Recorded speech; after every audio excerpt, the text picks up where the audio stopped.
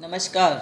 मैं ज्योतिवाला कक्षा 9वीं की पुस्तक क्षितिज भाग 1 से ललद के बाग लेकर प्रस्तुत हुई हूँ। कश्मीरी भाषा की लोकप्रिय संत कवित्री ललद का जन्म सन 1320 के लगभग कश्मीर स्तर पामपोर के सिमपुरा गांव में हुआ था।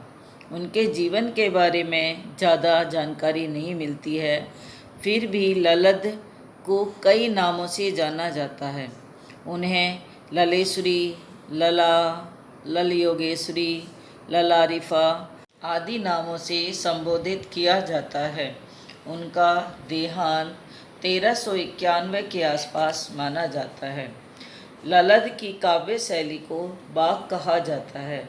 जिस तरह हिंदी में कबीर के दोहे, मीरा के पद, तुलसी की चौपाई और रसकान के सवैये प्रसिद्ध हैं, उसी तरह ललद के बाग भी प्रसिद्ध हैं।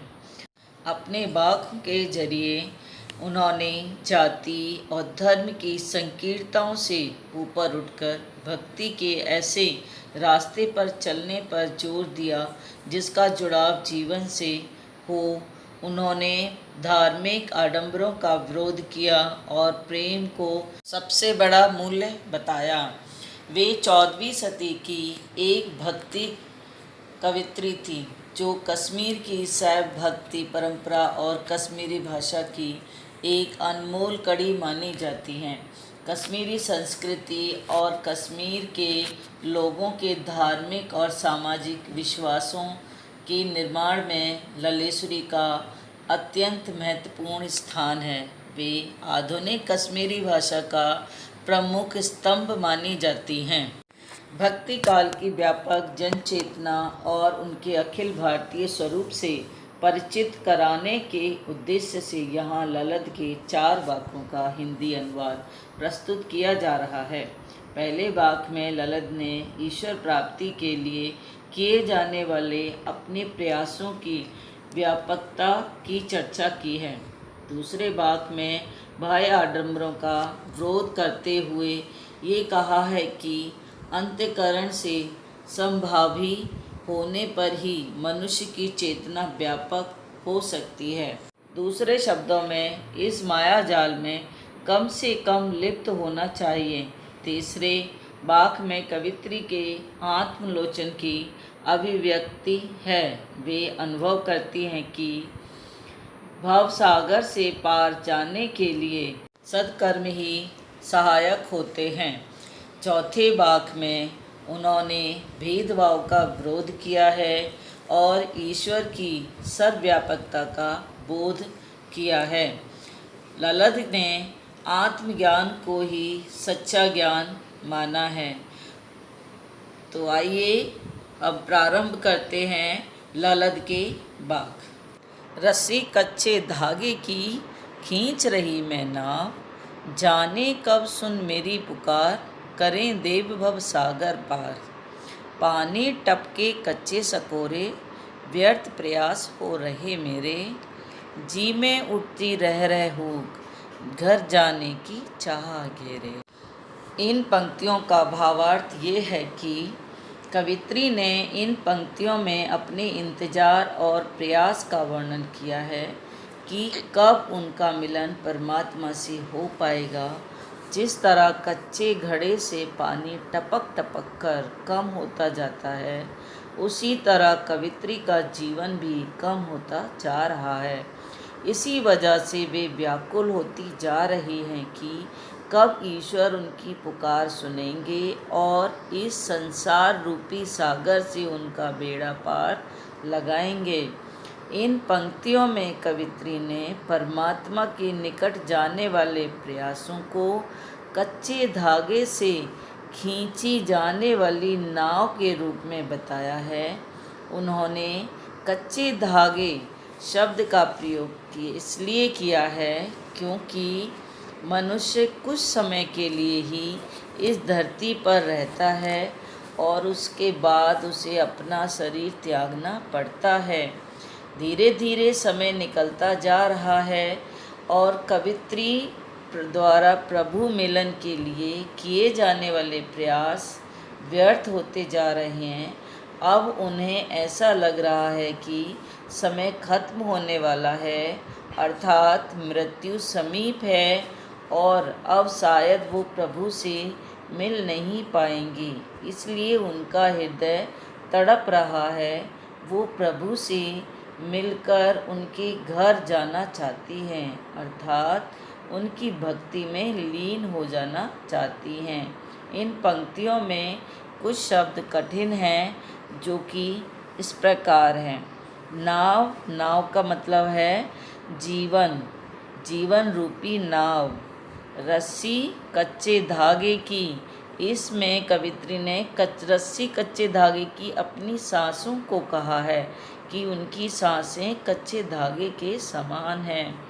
कच्चे सकोरे, कच्चे का मतलब है यहाँ पे मिट्टी का एक छोटा सा कटोरी नुमा बर्तन, और सकोरा कटोरी नुमा बर्तन होता है कच्चा, कच्ची मिट्टी का है, जो कि स्वाभाविक रूप से अगर कच्ची मिट्टी के बर्तन में पानी भरा जाएगा तो वह टपकता ही रहेगा।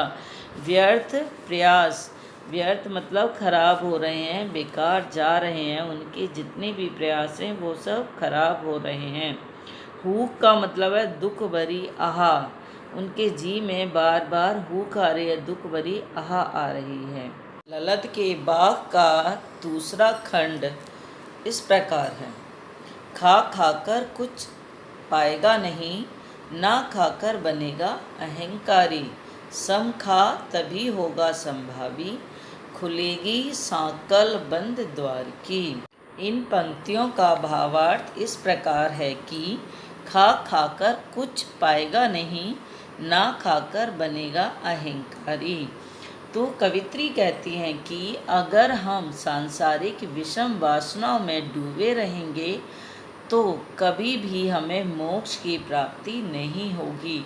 इसके विपरीत अगर हम सांसारिक मोह माया को छोड़कर त्याग और तपस्या में लग जाएंगे तो इससे भी हमें कुछ नहीं लाभ होगा।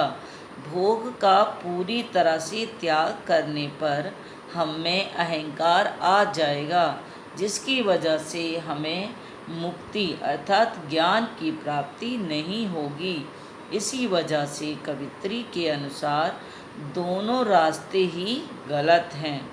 आगे है सम खा तभी होगा संभावी, खुलेगी सांकल बंद द्वार की। आगे कवित्री कहती हैं कि जब हम सांसारिक भोग लिप्सा में तृप्त रहते हैं तब तो हम सच्चे ज्ञान से दूर रहते ही हैं।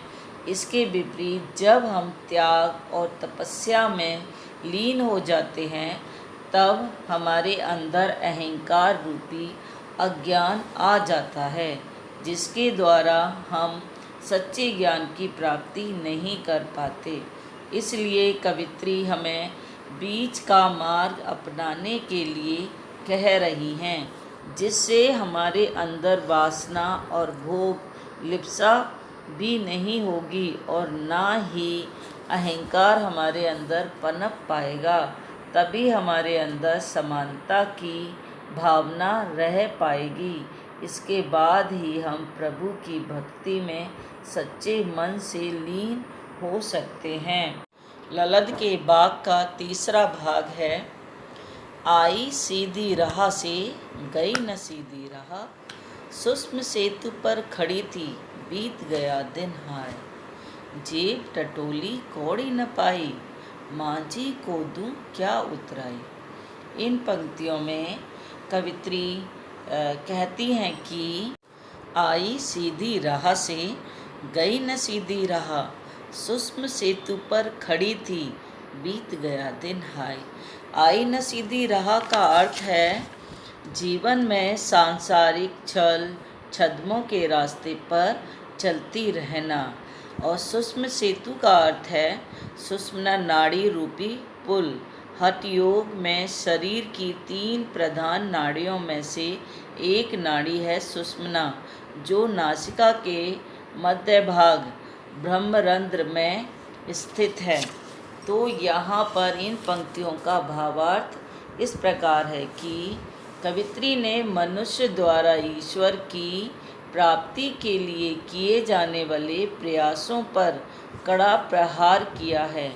यहाँ कवित्री ने कहना चाहा है कि अपने जीवन की शुरुआत में उन्होंने ईश्वर की प्राप्ति के लिए शुरुआत तो की, लेकिन उनके बाद उन्हें ये नहीं समझ आया कि कौन सा सही मार्ग है और कौन सा गलत मार्ग है। तो वो आगे कहती हैं, जेब टटोली कौड़ी न पाई, माझी को दूँ क्या उतराई। इसलिए वो कहती हैं कि वो राह भटक गईं, अर्थात संसार की बाह्य आडंबरों में बह गईं। यह रास्ता भटकने से मतलब है समाज में प्रभु भक्ति के लिए अपनाए जाने वाले तरीके, जैसे कुंडली फेरना, जागरण करना, जप करना इत्यादि। परंतु ये सब करने के बाद भी उनका परमात्मा से मिलन नहीं हुआ। इसीलिए वो दुखी हो गई हैं कि जीवन भर इतना सब कुछ करने के बाद भी उन्हें कुछ हासिल नहीं हुआ और वे खाली हाथ ही रह गईं। उन्हें तो अब ये डर लगने लगा है कि जब वे भव सागर रूपी समाज को या जीवन को पार करके ईश्वर के पास जाएंगी तो परमात्मा को क्या जवाब देंगी और परमात्मा से किस तरह से वो मिलेंगी। उनके पास इस समय ईश्वर को देने के लिए भक्ति रूपी कुछ भी नहीं है। इस काव्य में कुछ शब्दों के अर्थ इस प्रकार हैं, जैसे जेब टटोली, इसका अर्थ है आत्मलोचन किया, आत्मा ने खुद सोचा। कौड़ी न पाई, कुछ प्राप्त नहीं हुआ, उनको कुछ भी नहीं मिला। माझी, माझी का मतलब है ईश्वर, गुरु, नाभिक, ईश्वर रूपी या गुरु। उतराई, उतराई का मतलब है सदकर्म करना, सदकर्म रूपी मेहनताना। अगर हम अपने जीवन में कुछ अच्छे कर्म करते हैं, वही हमारे जीवन को पार लगाते हैं। ललत का चौथा भाग इस प्रकार है, थल थल में बसता है सिब ही, भेद न कर क्या हिंदू मुसलमान। ज्ञानी है तो स्वयं को जान, वही है साहिब से पहचान। यहाँ पर कवित्री कहती हैं कि थल थल में बसता है शिव ही, भेद न कर क्या हिंदू मुसलमान। थल थल का मतलब है सर्वत्र, सभी जगहों पर शिव ईश्वर बसते हैं। साहिब का मतलब है स्वामी ईश्वर। तो यहाँ पर कवित्री ने बताया है कि ईश्वर कण कण में व्याप्त है, वह सबके हृदय के अंदर मौजूद है। इसलिए हमें किसी व्यक्ति से हिंदू मुसलमान जानकर भेदभाव नहीं करना चाहिए। ज्ञानी है तो स्वयं को जान, यही है साहिब से पहचान। कवित्री के अनुसार ईश्वर की प्राप्ति के लिए सबसे पहले हमें आत्मज्ञान प्राप्त करना ज़रूरी है, क्योंकि इससे ही हम ईश्वर को प्राप्त कर सकते हैं। ईश्वर स्वयं हमारे अंदर आत्मा रूप में बसे हुए हैं।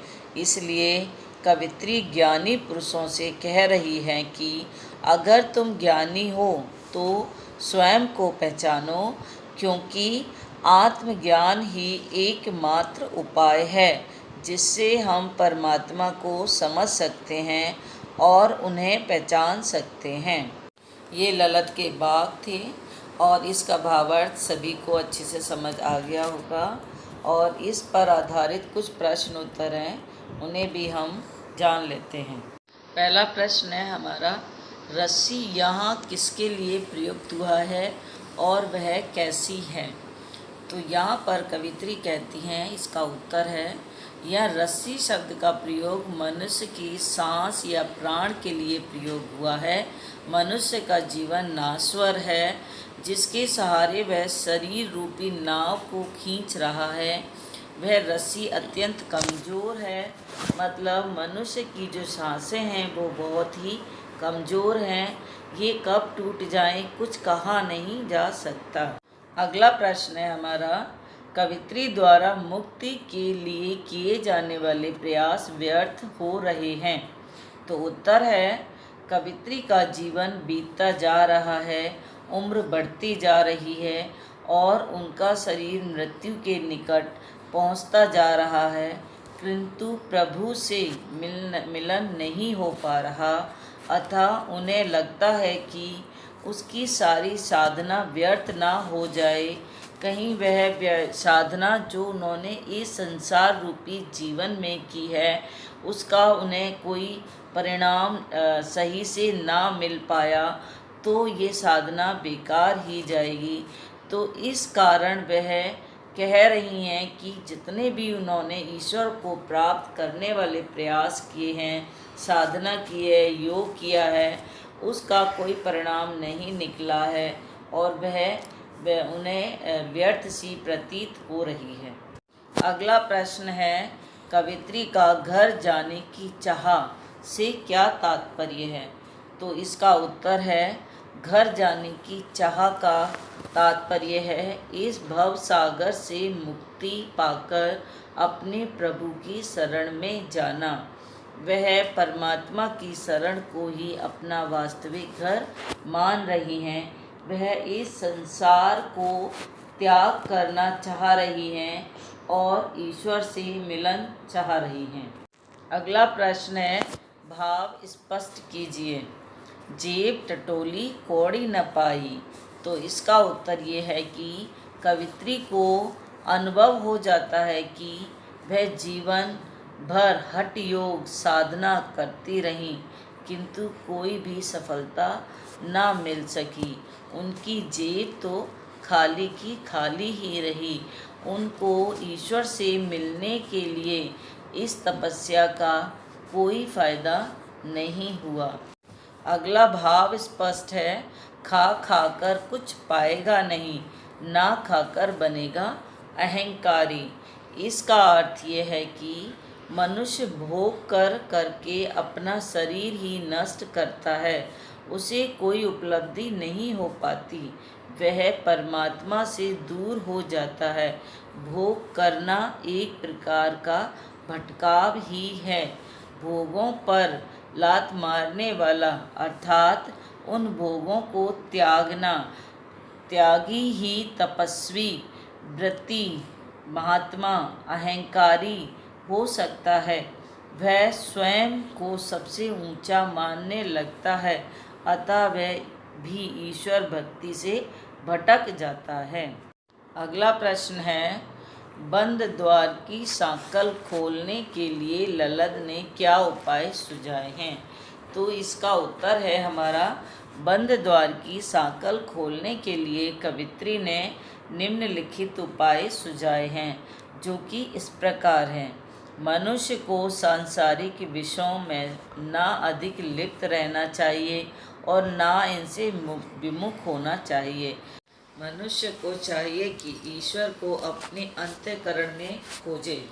जिस दिन मनुष्य को हृदय में ईश्वर की भक्ति जागृत हो गई, अज्ञानता के सारे अंधकार स्वयं ही समाप्त हो जाएंगे। जो दिमाग इन सांसारिक भोगों को भोगने का आदी हो गया है और इसी कारण उसे ईश्वर से खुद को विमुख कर लिया है, प्रभु को अपने हृदय में पाकर स्वतः ही ये सांकल यानी कि जंजीर खुल जाएंगी और प्रभु के लिए भी द्वार के सारे रास्ते मिल जाएंगे प्रभु से मिलने के लिए। इसलिए सच्चे मन से प्रभु की साधना करो, अपने अंतःकरण व बाह्य इंद्रियों पर विजय प्राप्त कर हृदय में प्रभु का जाप करो, सुख व दुख को समान भाव से भोगो। यही उपाय कवित्री यहाँ पर सुझा रही हैं। अगला प्रश्न है इसका, ईश्वर प्राप्ति के लिए बहुत से साधन हठ योग जैसी कठिन साधना से भी करते हैं, लेकिन उससे भी लक्ष्य प्राप्त नहीं होती। ये भाव किन पंक्तियों में व्यक्त हुआ है? तो इसका उत्तर यह है, ये भाव निम्न पंक्तियों में व्यक्त हुआ है। आई सीधी राह से गई न सीधी राह, सुषम सेतु पर खड़ी थी बीत गया दिन हाय।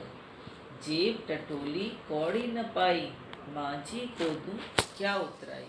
अर्थात यहाँ पर लेखिका के अनुसार ईश्वर को पाने के लिए लोग हठ साधना करते हैं, पर परिणाम कुछ नहीं निकलता। इसके विपरीत होता ये है कि हम अपना बहुमूल्य वक्त व्यर्थ कर देते हैं और अपने लक्ष्य को भुला देते हैं। जब स्वयं को देखते हैं तो हम अपने आप को बहुत पिछड़ा हुआ या पीछे पाते हैं कि हम तो भक्ति साधना में पीछे रह गए। हम तो ईश्वर को सहज भक्ति द्वारा भी प्राप्त कर सकते थे। उसके लिए हमें कठिन योग साधना और हठ की आवश्यकता नहीं है। अगला प्रश्न है हमारा, ज्ञानी से कवित्री का क्या तात्पर्य है। तो इसका उत्तर ये है कि कवित्री ने ज्ञानी से अभिप्राय उस ज्ञान को लिया है जो आत्मा व परमात्मा के संबंध को जान सके, ना कि उस ज्ञान से जो हम शिक्षा द्वारा अर्जित करते हैं। कवित्री के अनुसार भगवान कण कण में व्याप्त हैं, वे हर जगह पर मिल सकते हैं, पर हम उनको धर्मों में विभाजित कर मंदिर व मस्जिद में ढूंढते फिरते हैं। जो अपने अंतःकरण में बसे हुए ईश्वर के स्वरूप को नहीं जान सकते, जो व्यक्ति अपने अंतःकरण में बसे ईश्वर के स्वरूप को जान सकते हैं वही ज्ञानी कहलाते हैं और वही उस परमात्मा को प्राप्त कर पाते हैं। इसका तात्पर्य यह है कि ईश्वर को अपने ही हृदय में ढूंढना चाहिए और जो उसे ढूंढ लेते हैं वही सच्चे ज्ञानी हैं। आशा है आपको वाक्य के भावार्थ और प्रश्न उत्तर अच्छे से समझ आ गए होंगे। धन्यवाद।